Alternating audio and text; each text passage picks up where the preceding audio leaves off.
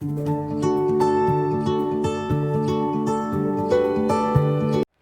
Friends, अभी तक हमने बहुत सारे क्वेश्चंस देख लिए जियो टेक्निकल इंजीनियरिंग के अंदर। उम्मीद करता हूं कि आप सारे क्वेश्चन अपनी नोट डाउन कर रहे होंगे और उसका जो बेस्ट सॉल्यूशन पॉसिबल है वो मैं यहां पर देने की ट्राई करता हूं, तो वो भी आप मेंटेन कर रहे होंगे अपनी जगह पर, और जो एक्स्ट्राऑर्डिनरी कॉन्सेप्ट बताता हूं उसको अलग से नोट डाउन करते होंगे। तो अभी तक बहुत सारे क्वेश्चन देख लिए, अब हम देखते हैं आगे दूसरे नए क्वेश्चन। तो चलिए स्टार्ट करते हैं। तो दोस्तों, आज भी हम अपनी क्लासेस को आगे बढ़ाते हैं और स्टार्ट करते हैं आज के क्वेश्चन 52 से 51 तक हमने कर लिया है।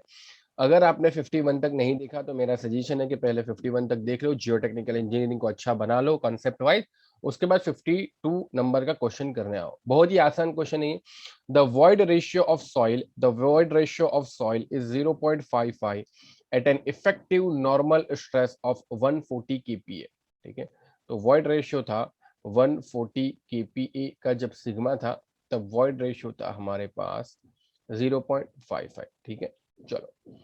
बाद में द कंप्रेशन इंडेक्स सीसी 0.25।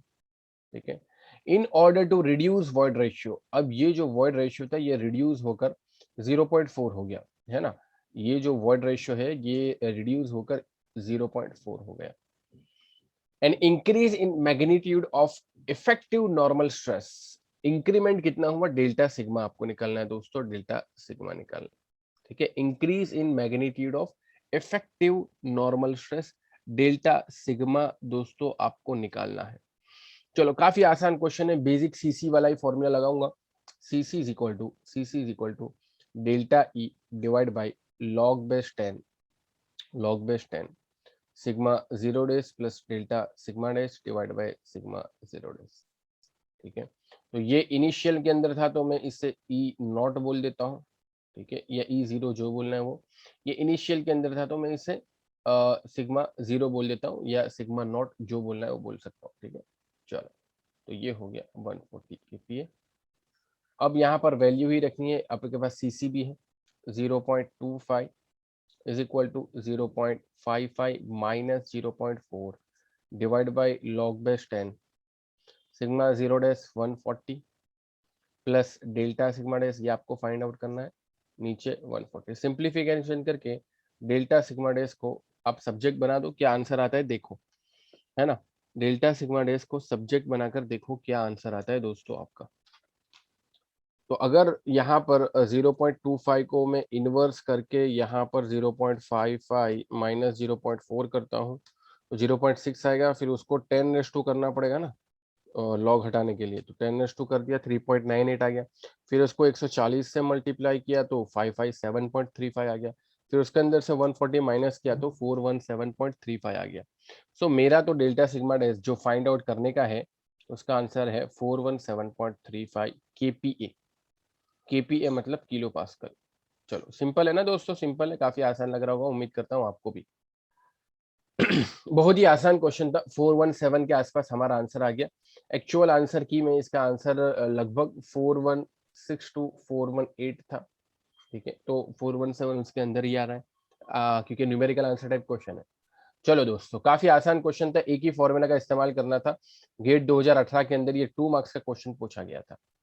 देखते हैं फ्रेंड्स अगला क्वेश्चन। अगला क्वेश्चन जैसा कि आपकी स्क्रीन पर दिख ही रहा होगा, आपको नहीं दिख रहा, एक मिनट दिखेगा, हाँ अब दिख रहा है। तो अगला क्वेश्चन जैसा कि आपको दिख रहा है, द कंपैरिजन का वॉइड रेशियो ई वर्सेस इफेक्टिव स्ट्रेस, है ना, for a certain clay layer soil is straight line in semi logarithmic plot. अब ये सारी बातें पता ही है, अगर हम सीसी फाइंड आउट करेंगे तो ये ऐसा ही होगा। ठीक है, it passes through the points, इस पासिस थ्रू द पॉइंट, यानी किसकी बात हो रही है पता है, यहाँ पर इसकी बात हो रही है। यहाँ पर जो बात हो रही है वो इसकी बात हो रही है कि अगर आप ई वर्सेस सिग्मा का ग्राफ बनाते हो तो ये ऐसा कुछ होगा। ठीक है, डिक्रीजिंग फॉर्मेट में। फिर लिखा है इट पासिस थ्रू दी 1.2, और यहाँ पर मान लो कि अपने मान लेते हैं 1.2 होगा और 50 होगा, और यहाँ पर मान लो कि 0.6 होगा और 800 होगा। ठीक है ना, सिग्मा इस तरफ इंक्रीज होगा, वॉइड रेशियो इस तरफ इंक्रीज होगा। तो ये आपका क्या बन जाएगा भाई, स्लोप मिलेगा, यहाँ पर स्लोप मिलेगा CC. The compression index CC is nothing but delta E divide by log base 10 sigma 0 dash plus delta sigma divide by sigma 0 dash. ये डायरेक्टली मैं इसको सिग्मा डैश भी लिख सकता हूँ भाई, फाइनल जो आ रहा है वो भी लिख सकता हूँ इंक्रीमेंट के साथ वाला। तो मैं इसको लिखूंगा 1.2 माइनस 0.6 डिवाइड बाई, समझो दोनों क्वेश्चन सेम जैसे ही है और 2018 के अंदर फोरनून और आफ्टरनून सेशन के क्वेश्चन है। फोरनून और आफ्टरनून सेशन के क्वेश्चन के अंदर जनरली सिमिलरिटी देखने को मिलती है, इस वजह से पिछले वाले क्वेश्चन की तरह ये। तो यहाँ पर डायरेक्टली मैं सिग्मा डैश को यूटिलाइज करूँ तो ये मेरा हो जाएगा 800 और ये हो जाएगा मेरा 50। आप 70 डिवाइड बाई कितना 50 प्लस 750 भी कर सकते हो, लेकिन वो अच्छा अप्रोच नहीं रहेगा यार, डायरेक्टली सिग्मा डैश ही लिख लो। तो आपका सीसी कितना आ जाएगा फटाफट से आप कैलकुलेट कर सकते हो, 1.2 माइनस 0.6 और नीचे हमारे पास लॉग बेस 10 800 डिवाइड बाई 50 कर लो तो 0.498 is complete answer. 0.498 up to 2 decimal places का पूछा है। इसको 0.50 भी लगा सकते हैं भाई, 0.50 भी आप लगा सकते हो इसको, कोई बहुत बड़ी बात नहीं है। 0.498 अगर लिखोगे तो भी सही है, 0.49 लिखोगे तो भी सही है, बट ये 0.49 अब काफी क्लोज है 0.50 के। तो ये 2 मार्क्स के क्वेश्चन है। देखो दोस्तों 2 मार्क्स के क्वेश्चन है, कभी कभी बहुत आसान पूछ लिए जाते हैं। ये 2018 आईआईटी गुवाहाटी ने बहुत ही आसान पेपर, पूरा पेपर ही आसान निकाला था। 2018 के आफ्टरनून और फोरनून सेशन के दोनों पेपर आसान थे। चलो तो फटाफट से 2 क्वेश्चन हमने सॉल्व कर लिए, आगे बढ़ते हैं। अगला क्वेश्चन ये है मजेदार क्वेश्चन, आईआईएससी बेंगलोर की तरफ से गेट 2016 के अंदर पूछा गया था। और इसी का एप्लीकेशन कहाँ हुआ दोस्तों, इसी का एप्लीकेशन यानी इसमें जो फॉर्मूला अप्लाई होने वाला है वो आईआईटी बॉम्बे ने 2021 में पूछ लिया था। कौन सा फॉर्मूला है, क्योंकि 2021 के हमने सारे क्वेश्चन कर लिए ना कंसोलिडेशन के, तो अब आपको पता चलेगा, रिलेवेंस पता चलेगा। तो आईआईएससी बेंगलोर ने इसका एप्लीकेशन पूछा था, आईआईटी बॉम्बे ने ये जो एप्लीकेशन का जो फॉर्मूला है वो पूछ लिया। An undisturbed soil sample was taken, यहाँ पर लिखा हुआ है undisturb soil sample was taken from the middle of clay layer. हाँ भाई, that is 1.5 metre below ground level. उसका फिगर जो है वो अगली स्लाइड में बताऊंगा as shown in figure. The water table was at the top of clay layer, वो भी अगली स्लाइड में मिल जाएगा आपको। Laboratory test result are as follow, ये इसके लिए मैंने रखा था, इसको अपने को फटाफट से नोट डाउन करना है और अगली स्लाइड में फटाफट से इसको सॉल्व करना है। तो नेचुरल वाटर कंटेंट WN में लिख लेना 25%। फिर pre consolidation pressure of clay, देखो सिग्मा पी डैश ही लिख लेता हूँ मैं, 60 kPa। ठीक है, क्ले क्ले लेके लिखा है और क्ले के टॉप लेयर पे तो क्या है, पानी है, वाटर है यहाँ पर जैसा कि पता है। ठीक है, तो सिग्मा पी डैश ही लिखूंगा। CC compression index 0.50। रिकम्प्रेशन इंडेक्स, अब याद आ रहा होगा भाई, जो सीडीएस स्टूडेंट है उनको पता चल गया होगा कि मैं कौन सा फॉर्मूला की बात कर रहा था। G is equal to 2.70 and bulk unit weight 17 kilo newton per metre cube. ये किसका है भाई, बल्क यूनिट वेट सैंड का, तो यहाँ पर मैं सैंड लिख दूं। चलो अब अगली स्लाइड पे पढ़ते हैं क्या ये एक्चुअली है क्या। अगली स्लाइड में जैसा कि आपको यहाँ पर दिख रहा होगा, सैंड लेयर ऊपर है, क्ले लेयर नीचे है। ठीक है, और 1 मीटर के दोनों हैं। आपको मिडल लेयर ऑफ क्ले पर क्या निकालना है, कॉन्सोलिडेशन निकालना है। यहाँ पर वही पूछा, अल्टीमेट कॉन्सोलिडेशन निकालना है, अल्टीमेट कॉन्सोलिडेशन। और ये इसने स्मार्टली क्या यूज किया पता है, ये डेटा जब उन्होंने निकाला ना तो स्मार्टली उन्होंने यूज किया कि हमने यहाँ से ये सॉइल सैंपल उठाया, मिडल लेयर ऑफ क्ले लिखा था ना इससे पहले, यहाँ से सैंपल सॉइल लेयर उठाया और उसका हमने जब देखा लेबोरेटरी में, जांच की, टेस्ट किया, तो ये सारे पैरामीटर्स हमें पता चले। अब आप हमने जब यहाँ से उठाया है सॉइल का लेयर, अब आप यहीं पर हमको क्या दो, अल्टीमेट कॉन्सोलिडेशन। ऑब्वियस बात है कि ultimate consolidation middle layer of clay पर ही कैलकुलेट होता है, अगर नहीं पता तो नोट डाउन कर लो भाई। चलो तो बहुत ही आसान है। अब यहाँ पर सबसे इंपॉर्टेंट बात जो है वो तो हम पढ़ना भूल ही गए। अ कंपैक्टेड, ये लिखा है a compacted fill of 2.5 metre height with unit weight of 20 kilo newton per metre cube is placed at ground level, है ना। यहाँ पर अब यहाँ पर ग्राउंड लेवल पर प्लेस किया गया होगा कंपैक्टेड फिल को, कंपैक्टेड फिल को 2.5 मीटर की जिसकी हाइट होगी और उसका यूनिट वेट होगा 20 का। मतलब ये हमारा दोस्तों डेल्टा सिग्मा दिया है ना। हमने इससे पहले भी लगभग शायद कल की वीडियो में यही कॉन्सेप्ट को अप्लाई किया था और ये अप्लाई होता ही है। मतलब कभी भी उनको डेल्टा सिग्मा देना होता है तो डायरेक्टली ऐसा नहीं बोलते कि चलो डेल्टा सिग्मा आपका ये है क्वेश्चन में, वो ऐसा ही वर्ड इस्तेमाल करते हैं कि हमने कॉम्पैक्टेड फिल डाला जिसके हाइट इतनी है और जिसका यूनिट वेट इतना है। तो ये दोस्तों अल्टीमेटली आपको डेल्टा सिग्मा दिया गया है 2.5 मल्टीप्लाई बाय 20 करोगे तो आपको 50 आ जाएगा, 50, ठीक है, 50 आ जाएगा। करना क्या है भाई, अभी एक काम करो, इसको मैं साइड पे नोट कर लेता हूँ, यहाँ पर मैं लिख देता हूँ डेल्टा सिग्मा हमारा आ गया है 50 kPa, है ना, 50 kPa लिख सकता हूँ। सिग्मा पी डैश पता है, सिग्मा जीरो डैश फाइंड कर लेता हूँ दोस्तों, यहाँ से मैं सिग्मा जीरो डैश फाइंड कर लेता हूँ पहले तो मेरा क्या कि सिग्मा डैश भी मिल जाएगा, क्योंकि sigma dash is nothing but sigma zero dash plus delta sigma dash, इसको भी डैश दे दूँ, सब जब सब इफेक्टिव है तो इसको भी इफेक्टिव बना देता हूँ। अब मैं ये बोल रहा था कि चलो यहाँ पर आपको दिख रहा है 1 initial effective stress 1 multiply by gamma send, तो गामा सेंड तो 17, और ये यहाँ पर इन्होंने लिखा है कि क्ले लेयर और सैंड लेयर दोनों सेम है, दोनों की स्पेसिफिक ग्रेविटी नहीं लिखा है ना, दोनों की स्पेसिफिक ग्रेविटी के बारे में लिखा है लेयर। अच्छा, एक लाइन जो है वो मैंने यहाँ पर पोस्ट नहीं की है, शायद क्रॉप करने के अंदर एक लाइन मैंने यहाँ पर पोस्ट नहीं की है, देख लेते हैं, यहाँ पर मैं देख लेता हूँ। अच्छा, जी आपको दिया हुआ है और डब्ल्यू दिया हुआ है, तो आप आसानी से निकाल सकते हो। यहाँ पर हमें जी भी दिया हुआ है क्ले लेयर का, है ना, क्ले लेयर का जी भी दिया हुआ है 2.70, क्ले लेयर का वाटर कंटेंट भी दिया, तो गामा सैचुरेटेड निकाल सकते हैं हम, क्ले का गामा सैचुरेटेड निकाल सकते हैं, यहाँ पर सब कुछ बराबर ही है, हम क्ले का गामा सैचुरेटेड पहले निकाल लेते हैं, यहाँ पर ही निकाल लेते हैं दोस्तों। Gamma saturated is equal to G plus E होता है ना, तो G plus G W divide by 1 plus E होता है, तो 1 प्लस जी डब्ल्यू, ऐसा करके हम निकाल सकते हैं मल्टीप्लाई बाई गामा डब्ल्यू। तो जी को कॉमन निकाल लो यार, तो 2.70 हो जाएगा ऊपर से, और 1 प्लस डब्ल्यू हमारा 25% है 0.25, नीचे लिखेंगे 1 प्लस 0.25 मल्टीप्लाई बाई 2.70, और ये पूरे के मल्टीप्लीकेशन में 10, तो गामा सैचुरेटेड ऑफ क्ले मिल जाएगा, गामा सैचुरेटेड ऑफ क्ले मिल जाएगा, क्योंकि जी भी गिवन है डब्ल्यू भी गिवन है, तो 1.25 multiply by 2.70 divide by 1 plus 0.25 multiply by 2.70, और फिर मल्टीप्लीकेशन में 10 तो गामा सैचुरेटेड आ गया हमारा 20.149, और पानी तो यहीं पर है, तो इसका इफेक्ट कहाँ होगा, क्ले के ऊपर ही होगा, तो मैं यहाँ पर लिख देता हूँ 0.5, गलती मत करना दोस्तों, यहाँ पर 0.5 ही आएगा, मिडल लेयर ऑफ क्ले पर निकालना है, इसमें भी गलती से वो लिख देते हैं 1 लिख देते और आंसर गलत लेकर आ जाते बहुत सारे स्टूडेंट। 20.149 माइनस गामा डब्ल्यू 10 ही लेना है जैसा कि इन्होंने बोला है, तो ये कैलकुलेट कर लो कितना आता है फटाफट से, इसको मैं करता हूँ -10 और multiply by 0.5 plus 1 multiply by 17, दोस्तों ये मेरा आया 22.07, 22.07 kPa।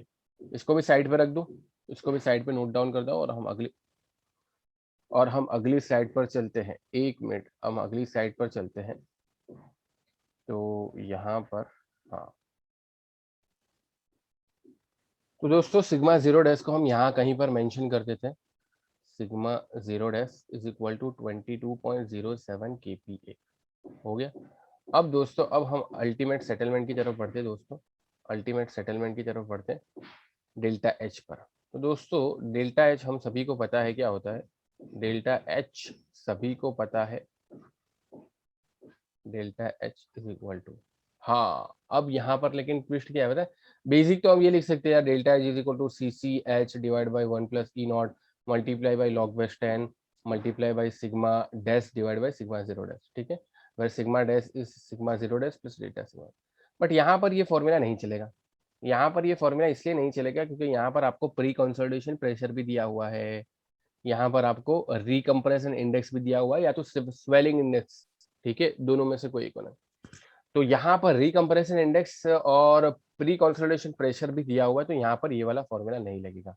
तो दोस्तों यहाँ पर वही वाला फॉर्मूला लगेगा, मैंने इसको समझा दिया यार, आप पुरानी वीडियो देख सकते हो, अगर आप नए हो डायरेक्टली ये वीडियो को देखते हो, तो इससे पहले वाली जो वीडियो है उससे पहले वाली, ठीक है, जब ये कंसोलिडेशन का चैप्टर लगभग पार्ट ये 14 होगा, तो पार्ट 12 देख सकते हो दोस्तों, पार्ट 12 में मैंने शायद ये समझाया था, पार्ट 12 में मैंने ये कंसेप्ट समझाया था, delta H is equal to, यहाँ पर होगा C R divide by 1 plus E naught multiply by H log base 10, और यहाँ पर होगा sigma P dash sigma zero dash plus C C H 1 plus E naught log base 10 और नीचे होगा सिग्मा पी डैश और ऊपर होगा दोस्तों सिग्मा डैश।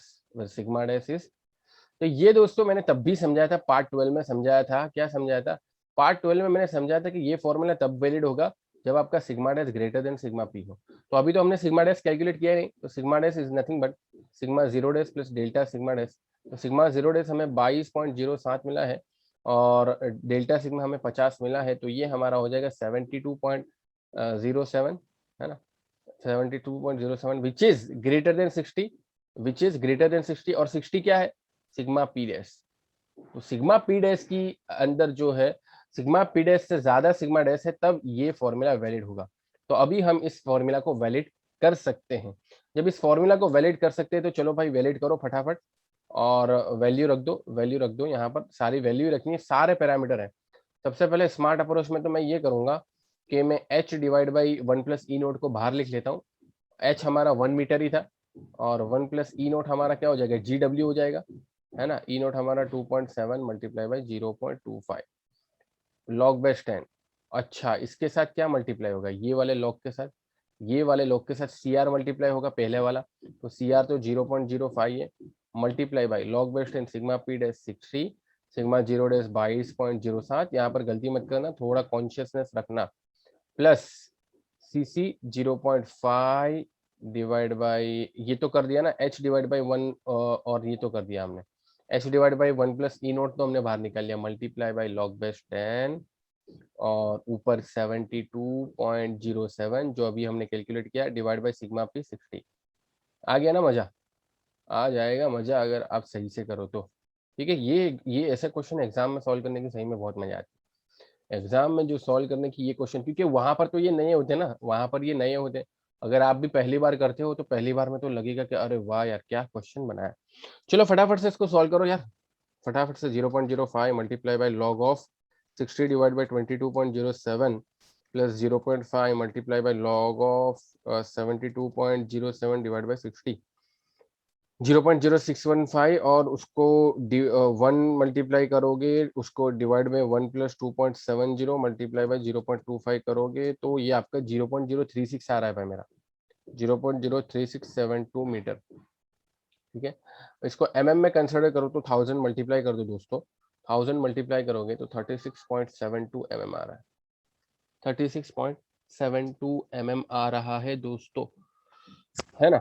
बहुत सारी किताब में इसका 37 भी आंसर दिया है, 37 भी आंसर दिया है, बहुत सारी किताब में अलग अलग तरीकों से आंसर दिया है, बट मेरे हिसाब से यही ठीक है। 36 और 37 मैं तो बोलता हूँ कि अगर आपका 35.5 से लेकर 37.5 तक में आंसर आ रहा है तो आप करेक्ट हो। ठीक है, ये रेंज बना लो, 35.5 से 37.5 में आ रहा है तो आप करेक्ट हो भाई।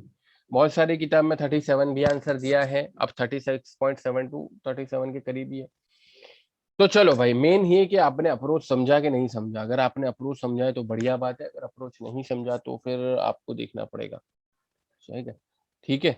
वो राउंड ऑफ वगैरह की गलती करते हैं, इस वजह से वहां पर उनका नहीं आता, बाकी तो सिग्मा जीरो डैश 22.07 ही आएगा और बाकी की वैल्यू भी एज इट इज ही आएगी। चलो, तो उम्मीद करता हूँ समझ में आ गया होगा। ये बेस्ट क्वेश्चन था यार, हमारी आज की वीडियो लेक्चर का ये बेस्ट क्वेश्चन था, बट ये आखिरी क्वेश्चन नहीं है। अभी एक दो छोटे छोटे क्वेश्चन कर लेते हैं यार, ताकि हमारा कॉन्सेप्ट और क्लियर हो जाए। बहुत ही आसान सा 1 मार्क का क्वेश्चन, गेट 2017 के अंदर, लेकिन अच्छा है क्वेश्चन, अच्छा है। 1 मार्क का इसका मतलब हल्के में मत लेना, मैंने पहले ही बोला था कभी कभी 1 मार्क वाले क्वेश्चन बहुत तगड़े होते हैं। पूछा क्या है? पूछा ये है कि a 3 metre thick clay layer is subjected to an initial uniform pressure of 145 kPa। ठीक है, इनिशियल वर्ड, हाँ पता चल गया, चलो और कुछ नहीं करना। ये गिवन कंडीशन दी है। सबसे इंपॉर्टेंट बात है कि यहाँ पर मैं देख रहा हूँ कि ये लिखा है इम्परमिएबल। दोस्तों इसको ध्यान से देखो, है ना। जादूगर हमेशा क्या करता है पता है? जादूगर ये करता है कि आपको किसी और चीज में बहकाता है और वो काम दूसरा कुछ कर लेता है। आईआईटी वाले भी ऐसा ही करते हैं। आपको ये 145 केपीए में आप फोकस करते रहोगे, इसका एप्लीकेशन का होगा, इसका एप्लीकेशन का होगा, और यहाँ पर गेम का होगा पता है? गेम यहाँ हो जाएगा, गेम यहाँ हो जाएगा। ये देखो ऊपर सैंड है, नीचे इम्परमिएबल स्ट्रेटम लिखा है, मतलब सिंगल ड्रेनेज है दोस्तों, ये है सिंगल ड्रेन, है ना। तो आपको देगा क्या और खेल कहाँ पे होगा? आपको बिजी कहाँ करेगा और खेल यहाँ पर हो गया। ठीक है, तो इसको ध्यान से रखना, बहुत चौकन्ना रहना पड़ता है अगर आप बहुत, इसीलिए तो बोलते हैं कि कॉन्शियसनेस मैटर करती है, वो सारी चीजें टेस्ट सीरीज लिखने से आती है। तो टोटल एच अब हमेशा हमारा 3 मीटर ही रहेगा, चाहे हम टीवी फाइंड आउट करें। टीवी 90 इन्होंने बोला है, टीवी 90 0.85 इन्होंने खुद ही दिया है। करना क्या है, for the given ground condition, for the given ground condition the time, time निकालना है in round off in days rounded to nearest integer, nearest integer तक निकालना है दोस्तों। तो ध्यान देना भाई, nearest integer required for 90% concentration would be, चलो टीवी 90 तो दिया है, तो TV is equal to CV multiply by T divide by D square लिखो या एच स्क्वायर लिखो, बात एक ही है। बट यहाँ पर सिंगल ड्रेनेज होगा भाई, सिंगल ड्रेनेज होगा, तो यहाँ पर 3 स्क्वायर ही आएगा। तो 0.85 इज इक्वल टू सीवी हमें पता है 3 मल्टीप्लाई बाई 10⁻⁻6 लिखना पड़ेगा ना दोस्तों, 10⁻⁻6 लिखना पड़ेगा। और यहाँ पर हो जाएगा 3 स्क्वायर, क्योंकि ये भी मीटर स्क्वायर हो गया और ये भी अब मीटर स्क्वायर पर मिनट हो गया। मल्टीप्लाई बाय टाइम निकालना है, तो टाइम अभी जो मिलेगा वो मिनट में मिलेगा। किस में मिलेगा दोस्तों, टाइम अभी मिनट में मिलेगा हमें, है ना। अब टाइम मिनट में मिलेगा, तो पहले मिनट तो कैलकुलेट कर लेते हैं, बाकी का काम बाद में करते हैं। तो मिनट में टाइम कैलकुलेट करेंगे तो मिनट में कितना आ जाएगा, 0.85, 0.85 multiply by 3 square divide by 3 और 10⁻6 ऊपर जाने दो दोस्तों। मिनट में तो बहुत ही लंबा आंसर आया मेरा, ठीक है। मिनट में मेरा आंसर आया 255, फिर 1 0, फिर उसके बाद दूसरा 0, फिर 3 0, ये मिनट हुई। हमें डेज में देना है ना, तो एक 60 मिनट कर दो, 60 मिनट के अंदर कितने घंटे होते हैं, 1 घंटा होता है, 1 आवर, ठीक है। तो डिवाइड बाई 60 करोगे तो आपको आवर में आंसर मिलेगा, यानी कि 42500 आवर।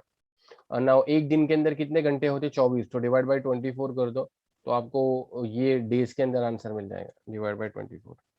दोस्तों ये मेरा तो आंसर आ रहा है 1770.83 डेज, ये मेरा आंसर आ रहा है।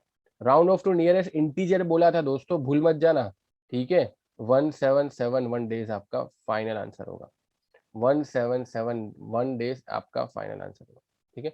चलो, तो उम्मीद करता हूँ समझ में आ गया होगा यार, काफी आसान क्वेश्चन था, काफी आसान क्वेश्चन था, बस थोड़ा सा कन्वर्जन में ध्यान रखना। इसीलिए मैंने जानबूझ के 60 को अलग से डिवाइड किया, 24 को अलग से डिवाइड किया, ताकि आप समझो, यूनिट को समझो अच्छे से और गलती मत कर देना। बाकी फॉर्मूला तो पता होता है, कभी कभी कन्वर्जन में गलती हो जाती है। ये भी काफी आसान क्वेश्चन था। देखते हैं दोस्तों अगला क्वेश्चन आपकी स्क्रीन पर, जैसा कि आपको दिख रहा होगा, ओसीआर के रिलेटेड। अरे यार, मेरे को लगता है कि यार गेट 2016 आईआईएससी बेंगलोर ने निकाला था, आईआईटी बॉम्बे ने बस वही क्वेश्चन पूछे हैं, है ना। 2021 में आईआईटी बॉम्बे ने वही ऐसे ही क्वेश्चन पूछे हैं, बट लगता है कि यार उसको थोड़ा मॉडिफाइड किया जाए। देखो, अभी हमने थोड़ी देर पहले एक क्वेश्चन देखा जो आईआईटी बॉम्बे ने पूछा था, इससे पहले वो प्री कंसोलिडेशन प्रेशर वाला। अभी यही आईआईटी बॉम्बे ने ओसीआर के ऊपर भी क्वेश्चन पूछा है ना, ओसीआर के क्वेश्चन ऊपर भी, और ओसीआर के ऊपर क्वेश्चन आईआईएससी बेंगलोर ने भी 2016 के अंदर पूछा। मतलब रिलेवेंस समझ रहे हो, इंपॉर्टेंट समझ रहे हो कि क्यों हमें प्रीवियस ईयर क्वेश्चन को ध्यान से करना चाहिए और कंसेप्चुअली समझ कर करना चाहिए। रट्टा मार के करोगे तो कोई मतलब नहीं, अगर आप समझ कर करोगे तो ही फायदा है। चलो, तो ओसीआर का मतलब होता है, मैंने आपको पहले भी समझाया था, ओसीआर का मतलब होता है sigma past divide by sigma present, ठीक है। तो sigma past pre consolidation pressure यानी कि सिग्मा पास्ट 90 है, सिग्मा प्रेजेंट आप क्या बोल सकते हो, the result of consolidation test on an undisturbed soil sample at a depth of 10 metre, at a depth of 10 metre below the ground level are as follow, ठीक है। और pre consolidation saturated unit दिया है। The water table was encountered at ground water table, यानी कि water table आपका ground level पर ही है, वाटर टेबल आपका ग्राउंड लेवल पर ही है, ठीक है। 10 मीटर है, 10 मीटर है। और डेंसिटी दी हुई है, हाँ सेचुरेटेड, गामा सेचुरेटेड दिया हुआ है आपको 16। तो सिग्मा प्रेजेंट निकाल सकते हो दोस्तों, बहुत ही आसान है। सिग्मा प्रेजेंट आप क्या निकाल सकते हो, 16 माइनस गामा डब्ल्यू आपको कहा गया 10 लेना है, और ओसीआर फाइंड करना है ओवर कंसोलिडेशन रेशियो। तो ये कर दो, मतलब 6 मल्टीप्लाई बाय 10 60 होगा, है ना। और बच्चों बच्चों को पता है क्या, बच्चों बच्चों को पता है कि 9 डिवाइड बाई 6 जो है 1.5 होता है ना। 9 डिवाइड बाई 6 मतलब 3 डिवाइड बाई 2, और 3 डिवाइड बाई 2 तो क्या होता है, 1.5 होता है। तो दोस्तों ये था हमारा आज का सेशन। उम्मीद करता हूँ कि सारे क्वेश्चन समझ में आ गए होंगे और आपने नोट डाउन कर लिए होंगे, और ये जो सीरीज है आपके लिए काफी हेल्पफुल रहेगी। लाइक कर देना अगर यहाँ पर देख रहे हो तो, और शेयर तो जरूर से कर देना अपने कॉलेज फ्रेंड्स के साथ या टेलीग्राम ग्रुप वगैरह पे। चलो, तो इसी के साथ सेशन को एंड करते हैं, मिलते हैं नेक्स्ट लेक्चर में, नेक्स्ट वीडियो में।